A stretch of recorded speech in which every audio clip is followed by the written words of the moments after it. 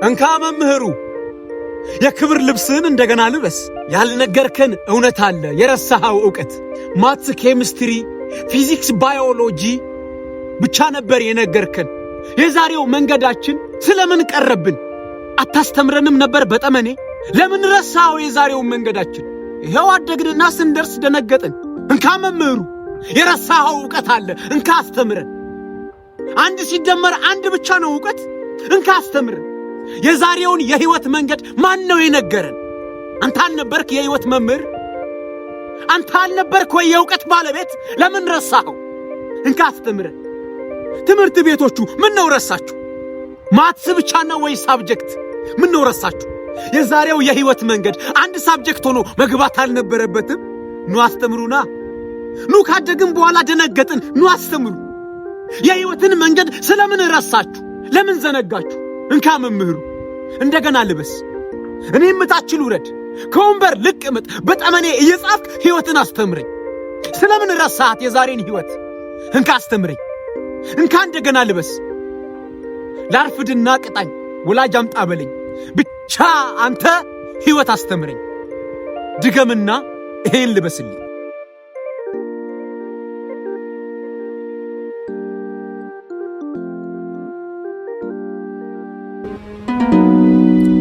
ስለኔ ዛሬ ነገ ጠይቁኝ፣ አያፍርም እኮ የጥርሴ። ስለ ዛሬ ነገ ስትጠይቁኝ ዛሬን እየሳቀ ሊያወራላችሁ ይችላል። ብቻ ጠይቁኝ። ዛሬ በነገ ሲሸነፍ፣ አሁን በበኋላ ሲተካ፣ ዘንድሮ በመጪ ሲረታ የማያልፍ የለምና ይሄ ጊዜ ሲያልፍ ዛሬን ጠይቁኝ። ብዙ ማወራችኋለኝ ከኔ ዓለም ከአምላክ በቀር ሁሉም ቦታውን ሲለቅ፣ የነበረ አለመኖሩን ሲያሳውቅ፣ ያልነበረ ወደ መኖር ሲመጣ፣ ብቻ ዛሬ ሲያልፍ፣ ሌሊቱ ሲነጋ፣ የወጣችሁ ፀሐይ የእውነት ስትወጣ፣ ዛሬ ሲያልፍ ነገ ዛሬን ጠይቁኝ። ብዙም ማወራችኋለኝ። ይሄ የኔ ዓለም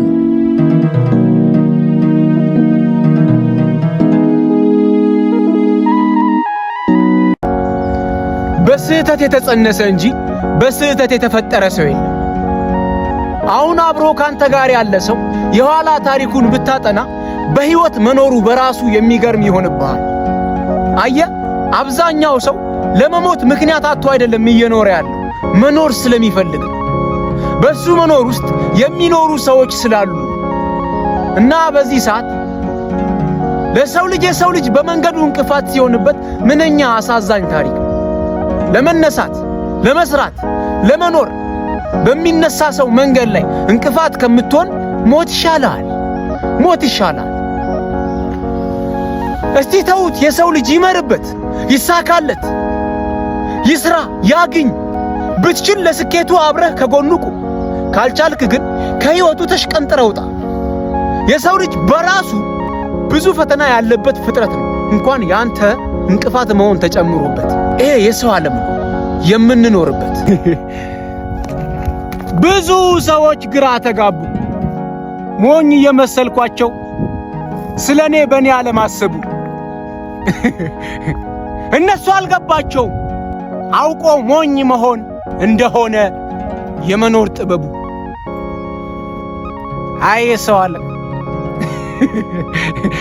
ለማንኛውም በኔ ዓለም ምናቡ ሞኝነት ነው የመኖር ጥበቡ። ይሄ እኔ ዓለም ሰው የለበትም፣ እኔና እኔ ብቻ ነን ያለን።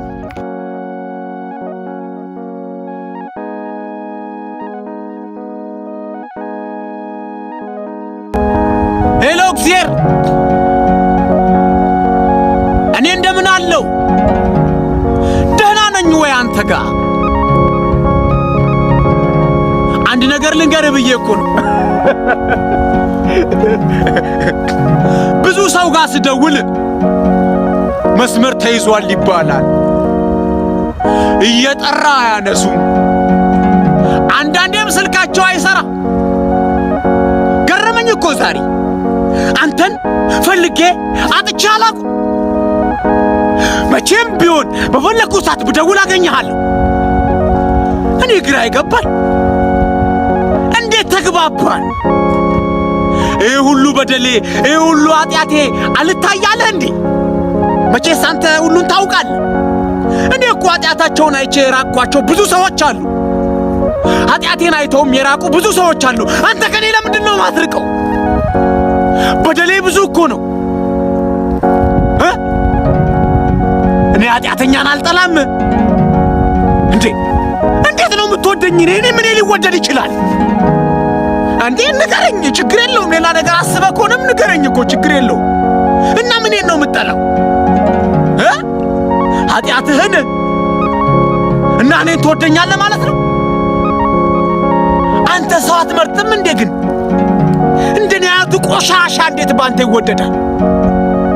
እንደኔ አይነቱ እርባና ቢስ እንዴት ባንተ ይወደዳል? ሰው ምረጥ እንጂ እግዚአብሔር። አልጠላህም መቼም። እውነትህን ነው ግን እሺ ይሁን፣ ደስ ይለኛል። እሺ አመሰግናለሁ እግዚአብሔር። እሺ ቻው።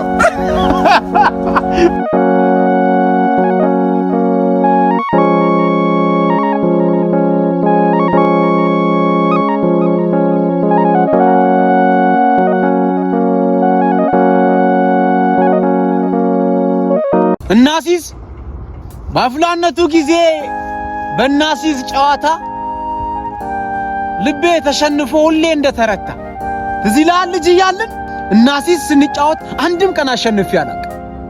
እናሲዝ እንጫወት። ጨዋታው ምን መሰለ? እናንተ ታገባታለህ በሉኝና እኔ አላገባትም። አሸንፉኝና መሸነፍ ፈለኩኝ። እናሲዝ ተጫውተን እኔ አላገባትም ብዬ እናንተ ታገባታለህ። እንደለመዳችሁት እንደ ልጅነቱ ዛሬም ልሸነፍ በሽንፈተ ብርቱ። ተሸንፌ ላግባት እናሲዝ አላገባትም ብዬ ተሸንፌ ላግባት እናሲዝ ታገባታለህ ብላችሁ በእናሲዝ ጨዋታ ያኔ ትዝ ካላችሁ ሁሌ እንደተሸነፍኩላችሁ ዛሬ መሸነፍ ናፍቀኝ። እናሲዝ እንጫወትና ተሸንፌ ላግባት እናሲዝ አላገባትም ብዬ።